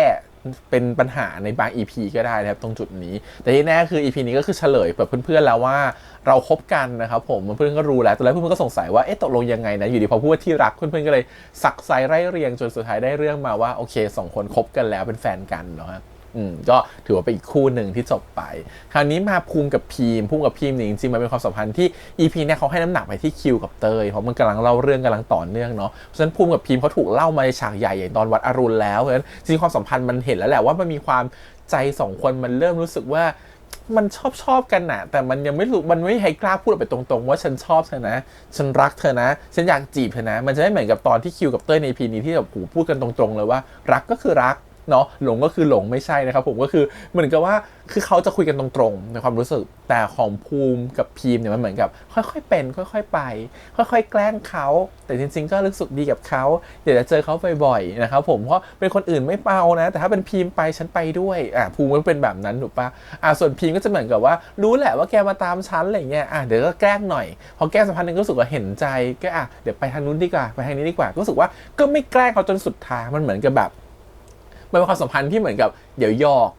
เดี๋ยวชอบเดี๋ยวดึงสโลเดี๋ยวเข้าไปรุกเขามันจะเป็นตอนที่เป็นเหมือนเนี้ยไปมาไปกับกลับซึ่งถามว่ามันเป็นแบบนี้ไม่สำหรับคนเวลาจีบกันใช่เนี่ยเลยเขาเรียกว่าจีบกันจ้ะเพราะว่าจะเป็นอย่างนี้มีความดึงเชงเป็นความแกล้งกันหยอกกันอะไรเงี้ยซึ่งจะเห็นได้ชัดที่สุดเลยคือตอนที่มากินกาแฟถูกปะจะมีความรู้สึกว่ามาถึงก็แบบไม่หวานนะเป็นการบอกไกลๆว่าฉันไม่ชอบหวานนะเว้ยอะไรอย่างนี้นะจำได้หรือเปล่าถ้าเผื่อเขาจะได้จำได้เพราะว่าอะไรเหมือนเขาจะจำเราทุกอย่างได้ไงด้วยความที่พีมเขาเป็นอาร์ตเขาจะจดจำรายละเอียดต่างๆได้อยู่แล้วเพราะเขาก็จะจดจำได้ดีว่าภูมิชอบอะไรไม่ชอบอะไรตั้งแต่ก่อนหน้านั้นที่เราเห็นใน EP แรกๆเนาะเพราะฉะนั้นเขาก็รู้สึกว่าการที่บอกพีมไปแบบนั้นเนี่ยยังไงเดี๋ยวพีมก็ต้องจำได้ว่าเราไม่ชอบของหวานอะไรอย่างนี้ก็มีการบอกไปก่อนนะซึ่งก็มีความกวนๆกันนั่นแหละแล้วพอกวนกันมันก็คือมีโมเมนต์ของการที่2คนมาอยู่ด้วยกันแล้วก็จะคนนึงพยายามจะยื้อให้อยู่ที่นี่ต่อคนหนึ่งบอกให้ไล่กลับบ้านเดี๋ยวเพื่อนรู้เดี๋ยวเพื่อนสงสัยเพราะไม่รู้สถานะสุดท้ายก็ยื้อกันไปจนเพื่อนมาก็เห็นว่า2คนนี้มันแปลกแต่มันยังไม่ถูกขยี้เพราะว่าเรื่อง EP เนี่ยเขาไม่ได้ให้น้ำหนักกับภูมิกับพีมเท่าไหร่นะฮะแต่เราเห็นว่าความสัมพันธ์2คนมันจักรจี้ชอบพอเวลาออกมาแต่ละทีคือมันมีน้ำหนักมันมีความรู้สึกแบบ2คนนี้มันน่ารักมันอยู่ด้วยกันแล้วมันใช่อะไรอย่างเงี้ยฟีลแบบนั้นนะฮะก็แบบลุ้นไปด้วยว่าตกลงยังไงสักที2คนนี้จะบอกจะพูดไม่พูดสักทีอะไรเงี้ยก็เอาของมาให้เอาแก้วมาก็ด่าไอ้ควายที่รักเธอนั่นแหละตอนนี้เป็นควายก็ยอมจริงๆภูมิตอนเนี้ยชอบฟีลลิ่งแบบนี้นี่คนนึงก็ห่วงตุ๊กตาควายนะไม่ได้ให้ใครไปก่อนง่ายๆฉันก็มีความรู้สึกว่าคนนี้ก็พิเศษนั้นความพิเศษมันก่อตัวขึ้นแล้วมันรอแค่เวลาในการถูกขึ้นมานั่นเองโอเคทีนี้มาคู่หลักของเรานะครับผมก็คือตัวของคิวกับเต้ยเนี่ยจะเห็นว่าจริงๆแล้วเนี่ยตอนแรกเราเดากับEPก่อนนะว่ามันเป็นได้2เวย์เท่านั้นแหละคือ1คือคิวไม่รู้มาก่อนเลยว่าคนนี้คือน้องนมปั่นเพราะฉะนั้นพอไม่รู้มาก่อนเลยเนี่ยมารู้ทีหลังแบบเนี้ยมันจะทำให้คิวต้องตกผลึกหรือคิดทบทวนอีกทีว่าตัวเองรู้สึกยังไงและน้องนมปั่นกับเต้ยคือคนเดียวกับที่เขาชอบหรือเปล่าอันนี้ที่เราพูดไป EP ก่อนเนาะกับอีกเรื่องนึงคือถ้าสมมติกรณีที่เหมือนกับว่าคิวเขารู้มาตลอดอยู่แล้วว่านมปั่นก็คือเต้ยนั่นแหละมันจะเป็นการแบบโหหวานขึ้นไปอีกแบบฉันแอบชอบเธอมาตลอดอะไรเงี้ยซึ่งมันไม่ได้เป็นเวนั้นมันเป็นเวแรกที่พูดไปนะครับผมก็คือที่เราเดากันว่าคนจะเป็นเวนี้แหละคือคิวเขาเป็นคนซื่อๆตรงๆเขาจะไม่ค่อยสังเกตหรืออะไรขนาดนั้นเพราะด้วยความที่เขาเป็นเด็กอาร์ติสต์เขาวาดภาพแล้วเขาโฟกัสกับการวาดภาพเขาจะโฟกัสอยู่สิ่งนั้นเขาจะไม่โฟกัสกับสิ่งอื่นรอบตัวเท่าไหร่เพราะฉะนั้นเขาจะโฟกัสแต่แค่คนที่สนิทกันเท่านั้นหรือในขอบเขตที่เขารู้จักมันก็เป็นไปได้ว่าตัวเขาไม่รู้เรื่องของแบบไม่รู้เรื่องของเต้ยมาก่อนเลยว่าเต้ยจะคือนมปั่นหรือจะเดาได้ไม่เคยนะครับผมนั้นเขาจะรู้แค่ว่าเขามีการคุยผ่านโพสต์อิทกับคนหนึ่งชื่อน้องนมปั่นแล้วเขาก็แทนตัวเองว่าน้องดินสอพี่ดินสอเพราะฉะนั้นสิ่งที่มันเกิดขึ้นคือตัวเขาเองเนี่ยก็รู้และชอบคนนี้มาตลอดแต่วันนึงก็หายไปเนาะและเรื่องทำจะแฟลชแบ็กกลับไปว่าวันนั้นที่เราไปกินนมปั่นกันที่ร้าน EP ก่อนว่าทำไมตัวของเต้ยก็คงถามว่ามันเกิดอะไรขึ้นส่วนตัวของคิวก็คงจะเล่าว่าเขาเคยทำให้คนหนึ่งเสียใจที่นี่มาก่อนแล้วเขาก็เล่านู่นเล่านี่เนาะว่าเขาไปแบบตัดความสัมพันธ์กับคนหนึ่งไปในที่นี่นะฮะโดยที่ไม่ได้ติดต่อเขาอีกเลยที่เหมือนกับอยู่ดีก็หายไปเลยซึ่งมันก็คืออินเนอร์ของเต้ยนะเพราะเต้ยรู้ว่านมปั่นคือตัวเองเต้ยก็เลยแบบใส่อารมณ์ว่าทำไมถึงไม่บอกทำไมถึงไม่พูดออกไปทำไมถึงปล่อยให้เขารอด้วยความที่มันเกิดขึ้นเนี่ยเพราะว่าตัวคิวเขาคิดไปก่อนแล้วว่าเขาคงไม่รอพี่แล้วแหละคนนั้นเขาคงหายไปแล้วแหละหรือว่าจริงๆแล้วมันการที่จะบอกออกไปมันยากนะการที่เก็บความชอบไว้มันอาจจะง่ายกว่าก็คือคิดเองหมดนะครับผมแล้วก็มองโลกในแง่ร้ายด้วยปกติเวลาคนคิดเองได้ไม่เป็นไรนะครับแต่ขอให้มองโลกในแง่บวกไว้ก่อนพอเวลามองโลกในแง่ร้ายปุ๊บเนี่ยสิ่งที่มันเกิดขึ้นคือตัวเขาก็จะมองทุกอย่างมันเป็นภาพลบไปหมดก็เลยโดนเต้ยยิงสั่งสอนไปนิดนึงว่าพี่รู้ไหมว่าการที่พี่เป็นแบบเนี่ยจริงๆมันรู้สึกดีคำว่ารู้สึกดีของพี่มันคือพี่รู้สึกดีในตัวพี่เองหรือเปล่าแต่ไม่ใช่อีกคนหนึ่งเขารู้สึกดีนะเพราะอีกคนหนึ่งเขาไม่รับรู้อะไรเลยเพราะฉะนั้นถ้าเต้ยไม่ใช่เป็นคนน้องนมปั่นนะถ้าเราเต้ยเป็นคนอื่นแล้วกันเต้ยเป็นคนอื่นที่ไม่รู้จักความสัมพันธ์นี้มาก่อนเลยไม่รู้จักนมปั่นไม่เป็นคนเดียวกันหรือเต้ยเป็นพี่แฮมก็ได้ในวัยนั้นน่ะแล้วคงจะบอกว่าเฮ้ยมึงจ จริงๆแล้วอ่ะการทำแบบนั้นก็โคตรเร็วมากเลยนะเว้ยเพราะว่าทำแบบนี้มันทำให้อีกคนหนึ่งเขารู้สึกแย่มากๆเพราะว่าที่เธอคิดอยู่ตอนเนี้ยว่าเขาคงลืมไปแล้วที่เธอคิดอยู่ตอนนี้ว่าเขาคงไม่ชอบเราหรอกคิดอยู่ตอนนี้ว่าการที่เก็บความรู้สึกเอาไว้มันอาจจะดีกว่าก็ได้มันเป็นเธอคิดหมดเลยแต่เธอไม่เคยถามอีกฝ่ายหนึ่งเลยสิ่งนี้มันบอกอะไรฮะสิ่งนี้มันบอกว่าจริงๆแล้วเนี่ยความสัมพันธ์หลายความสัมพันธ์อ่ะมันเกิดจากเรื่องแบบนี้นะเรานึกถึงนะครับว่าถ้ามันไม่โชคดีว่าน้องนมปั่นคือเต้ยแล้วเขามาปรึกษาเต้ยแบบเนี้ยสุดท้ายเขายังไม่เจออยู่เลยว่าน้องนมปั่นคือใครและการที่เขาทำแบบนี้สมมติเขาทำกับเต้ยก็ได้การที่เขาเก็บความรู้สึกไว้ไม่ยอมบอกออกไปเพราะกลัวว่าจะสูญเสียความสัมพันธ์ของความเป็นพี่รหัสน้องรหัสไปมันก็ทำให้อีกคนหนึ่งมีแต่ความคาดหวังโดยที่อีกคนหนึ่งกลัวว่าความสัมพันธ์มันจะเสียหรือความสัมพันธ์มันจะไม่เป็นเหมือนเดิมเพราะความกลัวแล้วเขาก็ปลอบใจตัวเองด้วยความมองโลกในแง่ร้ายของตัวเองว่าไม่เป็นไรหรอกมันคงจะดีสักกว่าให้เราเก็บมันไว้ความรู้สึกดีแบบนั้นมันคือเกิดกับคุณคนเดียวนะฮะแล้วสิ่งที่มันเกิดขึ้นคือคุณควรซื่อสัตย์กับความรู้สึกของตัวเองดีกว่าการที่เก็บมันไว้มันอาจจะมีความสุขแต่เป็นความสุขของคนคนเดียวอาจจะไม่มีความสุขของฝั่งตรงข้ามหรือการที่คุณบอกไปมันอาจจะเป็นความสุขของคุณแต่เป็นความทุกข์ของฝั่งตรงข้ามก็ได้เพราะฉะนั้นไม่ว่าจะบอกหรือไม่บอกมันจะมีคนสุขและทุกข์อยู่แล้วนะฮะมันดีสักกว่าหรือเปล่าว่าการที่มันจะทุกข์2คนหรือสุข2คนหรือมันจะไม่ทุกข์เลยอย่างน้อยมันต้องเกิดขึ้นนะฮะเพราะฉะนั้นสิ่งที่มันเกิดขึ้นคือมันควรพูดออกไปตามความรู้สึกของเรามากกว่างั้นสิ่งที่จะบอกคือความซื่อสัตย์กับตัวเองคือสิ่งที่ดีที่สุดเพราะฉะนั้นถ้าคุณซื่อสัตย์กับตัวเองเราซื่อสัตย์กับตัวเองหมดแล้วว่าเราชอบเขาถ้ามีโอกาสเราควรจะพูดออกไปดีกว่าการที่คุณเก็บมันเอาไว้นะฮะการที่เก็บมันเอาไว้มันอาจจะทำให้ว่าคุณอาจจะรู้สึกแย่กับตัวเองก็ได้ที่คุณไม่ได้บอกเขาออกไปในวันนั้นแล้วคุณอาจจะพลาดโอกาสดีๆไปก็ได้ในอนาคตและอีกอย่างหนึ่งคือถึงแม้อีกฝั่งหนึ่งเขาจะไม่ชอบคุณแต่เรารู้สึกว่าความรู้สึกดีๆมันเกิดขึ้นแล้วและอีกฝั่งหนึ่งเราว่าในโลกยุคสมัยนี้แล้วเนาะอีกคนหนึ่งเขาจะรับรู้ว่าคุณรู้สึกดีแต่คุณก็ต้องเผื่อใจไว้นะว่าคุณจะไม่มีทางได้คู่กับเขาแล้วสิ่งที่คุณมีความสัมพันธ์ของคุณมันจะต้องแบบว่าแตกออกจากกันถ้าเขาไม่ชอบคุณนะแต่อย่างน้อยมันได้ซื่อสัตย์กับตัวเองเพราะแม้ถ้าคุณไม่บอกแต่ถ้าคุณรู้สึกไปแล้วยังไงความสัมพันธ์มันก็เปลี่ยนไปแล้วครับคุณไม่สามารถที่จะกดความรู้สึกตัวเองได้หรอกแล้วถามว่าอีกฝ่ายหนึ่งเขาสงสัยหรือเขาทำแม่งไหมมันเป็นไปได้อยู่แล้วเพราะว่ายิ่งเรารู้สึกยิ่งเราทำอะไรผิดปกติไปยิ่งเรารู้สึกว่าอยู่ดีก็เอ็นดูเขาอยากจะไปอยู่กับเขาอีกฝั่งหนึ่งเขารู้สึกนะฮะแต่เผื่อว่าในความสัมพันธ์แบบเนี้ยคิวกับเต้ยเขารู้สึกแต่เขาโอเคไงเพราะเขาชอบพี่คิวนะสมมติว่ามันเป็นเกิดขึ้นกับคนอื่นเช่นเป็นคิวกับภูมิแล้วภูมิไม่ชอบคิวภูมิอาจจะวิ่งหนีคิวก็ได้สุดท้ายคิวก็เจ็บอยู่ดีมันจะบอกหรือไม่บอกมันเจ็บคู่เหมือนกันแค่นี่เจอมากับตัวเองบ่อยมากๆเพราะฉะนั้นถึงบอกว่าบอกไปเถอะถ้ารู้สึกนะครับผมเพราะขนาดไม่รู้สึกเขายังเข้าใจเราผิดเลยว่าเราชอบเขานี่เจอกับตัวเองเลยไม่ได้รู้สึกอะไรเลยนะคะแค่เอ็นดูคนหนึ่งแค่เอ็นดูแบบเป็นน้องนุ่งแต่เขากลับเข้าใจว่าเราไปชอบเขาสุดท้ายก็ไม่ได้คุยกันต่ออยู่ดีความสัมพันธ์มันก็แตกออกอยู่ดีแทนที่จะเป็นพี่น้องกันคุยกันเหมือนกับว่าคนสนิทกันไม่ความสัมพันธ์ก็แยกออกจากกันอยู่ดีและต่อให้เราพยายามจะคีปความสัมพันธ์นั้นไว้แค่ไหนอยากจะคุยกับเขาแค่ไหนถ้าเขาจะหายออกไปจากชีวิตเราเพราะเขาคิดไปแล้วว่าเราชอบเขามันก็หายอยู่ดีงั้นสุดท้ายแล้วซื่อสัตย์กับตัวเองครับในเมื่อเรารู้อยู่แล้วว่าเราไม่ได้ชอบเขาเราก็บอกไปเลยว่าเราไม่ได้ชอบเขานะส่วนเขาจะคิดยังไงก็เป็นหน้าที่ของเขาความสัมพันธ์จะกลับไปเหมือนเดิมอีกหรือเปล่าเราไม่รู้งั้นมันควรจะซื่อสัตย์กับตัวเองว่าเราชอบหรือไม่ชอบดีกว่าสิ่งนี้มันคือสิ่งที่คิวไม่เคยทำเพราะคิวเป็นคนที่ค่อนข้างจะขี้กลัวในความสัมพันธ์เหมือนกันนะในมุมแบบนี้อย่างที่เต้ยเองเนี่ยก็รู้สึกว่าโอเคพี่คิวเป็นแบบนี้แต่เต้ยว่าพี่คิวไปนะเต้ยเองก็เป็นแบบนั้นเพราะอะไรไหมเพราะว่าเรื่องนั้นเต้ยรู้อยู่แล้วว่านมปั่นคือตัวเองเต้ยเลยเอาอินเนอร์ตัวเองเข้าไปใส่แต่พอเป็นเรื่องของเต้ยเองพอพี่คิวโกรธเต้ยก็ไปต่อไม่ถูกเพราะเต้ยไม่รู้ว่าสิ่งที่มันจะเกิดขึ้นต่อไปคืออะไรคิวคงโ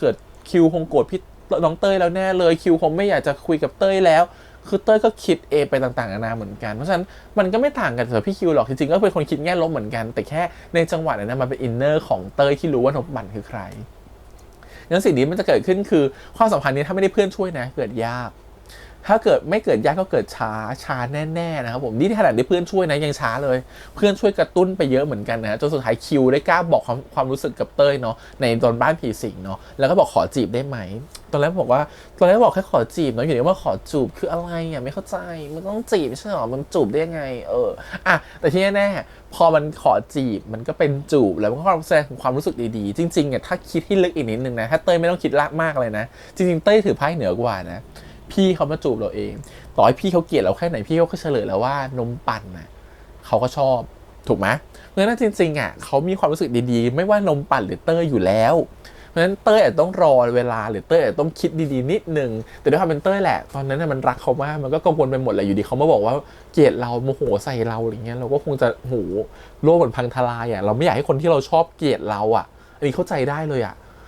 มันเหมือนกับว่าถ้าเราชอบคนหนึ่งอยู่แล้วแล้วเราบอกความรู้สึกชอบออกไปแล้วเขาบอกเขาไม่ชอบเราแล้วเขาเกลียดเราอ่ะดีสักกว่าไม่บอกชอบดีกว่าถูกปะอันนี้ถึงทำให้คนไม่กล้าบอกชอบไงอย่างนั้นขอบอกชอบไปแล้วเขาไม่เกลียดเรายังโอเคกว่าแต่เราเดาอะไรไม่ได้หรอกครับเพราะสุดท้ายอ่ะมันอาจจะเป็นจุดที่เราต้องเจอเพื่อทำให้เราโตขึ้นและเก่งขึ้นแต่สุดท้ายอันนี้เต้ยเขายังไม่พร้อมเจอเรื่องนี้สุดท้ายคิวก็บอกมาโกรธใส่เขาเลยแบบไปไม่ถูกนะฮะก็เลยร้องไห้กลับบ้านไปส่วนคิวโชคดีที่ได้เพื่อนนะพีมเองก็ดีเหมือนกันเพื่อนๆก็ดีที่แบบมาขอโทษว่าโอเคมันเป็นส่วนหนึ่งเพราะเราด้วยแหละที่ไปกระตุ้นให้น้องๆอ่ะเขาต้องแบบโกหกแล้วก็ทำให้รู้สึกว่าเธอต้องเข้าใจผิดอะไรเงี้ยแต่เธอลองคิดดีๆซิว่าเต้ยอ่ะเขาโอเคไหมแล้วคนที่เธอชอบคนนั้นน่ะเธอรู้แล้วเต้ยคือนมปั่นเธอโอเคหรือเปล่าชอบประโยคนึงมากว่าที่พีมพยายามจะบอกว่าเฮ้ยนมปั่นกับเต้ยมันคนละคนนะเว้ยถ้าลองตัดนมปั่นออกไปสิเธอชอบเต้ยหรือเปล่าอันนี้เป็นสิ่งที่ดีมากๆรู้ไหมเพราะทำให้คนเข้าใจจริงๆว่าเราชอบคนหนึ่งเพราะอะไรเพราะว่าจริงๆแล้วความชอบอะบางทีมันเกิดจากการที่เราชอบเพราะสิ่งหนึ่งก็ได้นะมันไม่จำเป็นว่าต้องชอบเพราะว่าเขาเป็นคนนี้หมายความว่าจริงๆแล้วเขาอาจจะชอบก่อนตอนที่คุยกันแบบโพสต์อิทก็ได้แต่พอเจอตัวจริงแบบเต้ยเขาจะไม่ชอบก็ได้งั้นคำถามของพีมคือเคลียร์มากๆว่าอยู่ชอบใครอยู่ชอบนมปั่นหรืออยู่ชอบเต้ยซึ่งอันนี้สิ่งนี้ก็เป็นสิ่งที่เต้ยก็คิดมากเหมือนกันว่าเขาคงไม่ได้ชอบเต้ยหรอกเขาคงชอบนมปั่นมากกว่าชอบเต้ยเพราะคนคนหนึ่งสามารถตกหลุมรักคนจากรูปภาพมันถึงเกิดแบบพวกนี้ฮะแชทมาหลอกกันเอาเงินนู่นนี่นั่นอะไรเงี้ยเพราะอะไรเพราะเราอาจจะไปเผลอชอบคนคนหนึ่งจากการแค่อ่านคุยแชทกันโดยที่เราไม่เจอตัวจริงเลยมันเป็นไปได้สิ่งนี้มันเป็นไปได้อยู่แล้วแต่เราจะพอเจอตัวจริงอาจจะไม่ชอบเขาก็ได้แต่อันเนี้ยพอเจอคำถามนี้ไปอ่ะสิ่งที่คิวบอกออกมาคือเต้ยคืองานมาสเตอร์พีซอ่ะเพราะฉะนั้นในวงการคนที่เพิ่งทำงานศิลปะแล้วคุณกำลังชมคนหนึ่งว่างานมาสเตอร์พีซอ่ะคุณรักเขามากแล้วอ่ะ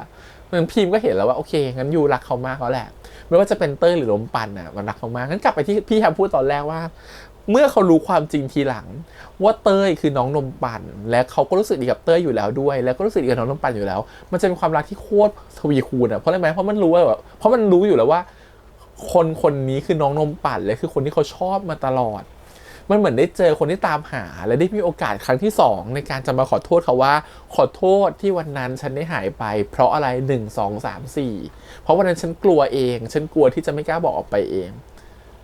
มันเหมือนได้โอกาสครั้งที่2นะครับและการเวลาเราได้โอกาสครั้งที่2กับคนที่รู้สึกดีด้วยอ่ะมันโคตรมีพลังงานสูงมากนะเราทำให้คนรู้สึกคนนึงแบบเพิ่มพลังความรักให้กับคนนึงได้เยอะมากๆแล้วว่าสิ่งนี้แหละคือสิ่งที่เราเดาไว้ใน EP ก่อนว่าถ้ามันเป็นไมโหมดเนี่ยมันจะคิวจะรักเต้ยแบบสุดๆหลังจากนี้ก็ต้องรอความคลั่งรักใน EP หน้านะครับว่าคิวจะคลั่งรักเต้ยแค่ไหนแต่เมื่อกี้ตอนที่เต้ยเขาแย่เขาเริ่มรู้แล้วว่าพี่เขาชอบเขาเนี่ยอยู่ดีๆก็เหมือนก็จะโกรธสุดท้ายก็มาชวนไปกินข้าวจริงเหรอพอยื่นหน้าใกล้ๆหน่อยพี่คิวเขาก็ไปไม่ถูกเหมือนกันนะฮะยื่นหน้าให้ตอบเลยเสร็จแล้วเขาก็รอให้จูบอยู่ต้องรอดูพีหน้าว่าจะได้จูบกันหรือเปล่านะครับผมแต่ที่แน่เต้ยก็คือทำกลับไม่โกงเมื่อกี้บอกผมว่าจะจีบก็มาจูบคราวนี้ผมก็จะจูบบ้างละกันแล้วพี่จะรู้สึกยังไงฟีลแบบนั้นโอเคแต่ทีนี้อยากจะชมอะไรอยากชมเลยว่าอยากชมการแสดงคิวกับเต้ยก็คือน้องวินนี่กับสตางค์อีพีนี้เขามีเพลงใหม่ของเขาด้วยเนาะ2 คนเนาะแต่อยากชมคือ2 คนเนี่ยเขาไม่ได้เป็นตัวเขาเองเลย1ในการแสดงเรื่องนี้ดีมากเขาเป็นตัวละครได้ดีมากรู้สึกว่าต้องชมว่าการเขียนบทรวมถึงการดีไซน์ตัวละครที่น้องๆเขาดีไซน์ออกมามันค่อนข้างที่จะมีความแบบมันดึงเสน่ห์ของเขาออกมาได้เยอะมาก1และ2คือมันทำให้ตัวละครตัวนี้กลืนกับตัวเขาได้ดีมากยิ่งขึ้นแม้จะไม่ใช่ความเป็นตัวเขาเลยนะแต่แบบมีตรงกลางอะไรเป็นอย่างอยู่ที่ทำให้เป็นที่เรารู้สึกว่ามันก็มีความเป็นสตางค์อยู่ตรงนั้นหรือสตางค์กำลังดีไซน์ตัวละครเป็นอย่างที่มันแมทช์กับนิสัยหรือความรู้สึกของตัวเองในมุมของการแสดงแล้วพอเข้าไปปุ๊บมันทำให้ตัวละครของสตางค์เป็นตัวละครเต้ยได้แบบดีมากๆโดยที่ไม่เลี่ยนไม่เยอะพอดิบพอดีไม่รู้สึกน่ารำคาญคนที่พูดแบบอย่างเงี้ยเต้ยว่าแบบพูดเหมือนกับว่าอมลิ้นพูดอย่างเงี้ยแต่รู้สึกแบบ ถ้ามันเยอะกว่านี้มันน่ารำคาญมากแต่นี่เขาเล่นได้พอดีมากๆคือต้องชมว่าแบบสตางค์เล่นดีมากนะในการดีไซน์ตัวละครตัวนี้ขณะที่ตัววินนี่เองอ่ะเขาจะมีความเท่ๆคูลๆรู้เลยว่าบทผู้กำกับและตัวน้องเองอ่ะมันแบบร่วมกันดีไซน์ออกมาแล้วทำให้ตัวละคร2ตัวเนี่ยทั้งตัวของคิวและเต้ยมันดึงเสน่ห์ของความเป็นวินนี่กับสตางค์ขึ้นมาเลยแม้2คนจะไม่ได้บุคลิกแบบนี้จริงๆอ่ะแต่รู้สึกว่ามันก็จะมีความส่วนหนึ่งอยู่ในตัวของพวกเขาและมันก็ทำให้2คนนี้มีเสน่ห์ขึ้นมามากๆในซีรีส์เรื่องนี้นะครับผมแล้วพอดูรู้สึกว่าเฮ้ยเราหลงรัก2ตัวละครนี้มากขึ้นแล้วก็แบบว่ารู้สึกว่าแบบอยากจะรู้สึกดีกับวินนี่สตางค์ไปด้วยพร้อมๆกันนะรู้สึกเขามีเสน่ห์จังเลยในเรื่องนี้อะไรเงี้ยถือว่าเป็นการทำบทที่ดึงคาแรคเตอร์หรือดึงแบบว่าแบบเคมีคอล2คนรวมถึงคาริสมา2คนออกมาได้เยอะมากๆเก่งมากๆชมนะชมทั้งการแสดงน้องชมทั้งบทชมทั้งการกำกับอะไรเงี้ยทีนี้มาถึงการแสดงรู้สึกว่ามันจะมีฉากหนึ่งที่ชอบมากเลยคือฉากที่ตอนที่คิวเขารู้ความจริงนะครับผมแล้วก็ตัวของแบบว่าสตางค์คือเล่นแบบโอ้โหร้องไห้ใหญ่เลยแบบอย่าพี่อย่าไปนะผมขอโทษนู่นนี่นั่นแล้วทั้งหมดทั้งมวลแล้วแกทำเพราะอะไรเพราะรักพี่ไงจังหวะนั้นคือแบบคือสตางค์ก็เล่นดีมากคือน้ำตาท่วมมากแล้วมันคือเหมือนคนที่รักมาตลอดอยู่ก็แบบไม่ไหวแล้วใจสลายที่เขาจะหนีเราไปอะไรเงี้ยแล้วก็พลั่งพลูออกมาขณะที่คนนึงที่อึ้งมากๆอีกคนนึงคือวินนี่เล่นเป็นคิวที่เหมือนกับแบบเขามีจังหวะตากระตุกอะแบบช็อกอะว่านมปั่นก็คือผมไงแล้วผมรักพี่มาตลอดไงเขารู้สึกแบบมันเหมือนเจอความจริง2ความจริงไปพร้อมๆกันแล้วมันเหมือนการกระตุก2ครั้งแล้วแบบเหมือนแบบฉันไปต่อไม่ถูกแล้วฉันต้องออกไปจากตรงนี้ก่อนฉันต้องไปตั้งสติก่อนมันเป็นฟีลลิ่งแบบนั้นนะซึ่งแบบเล่นดีว่ะเล่นดีมากเลยฉากนั้นรู้สึกแบบเฮ้ย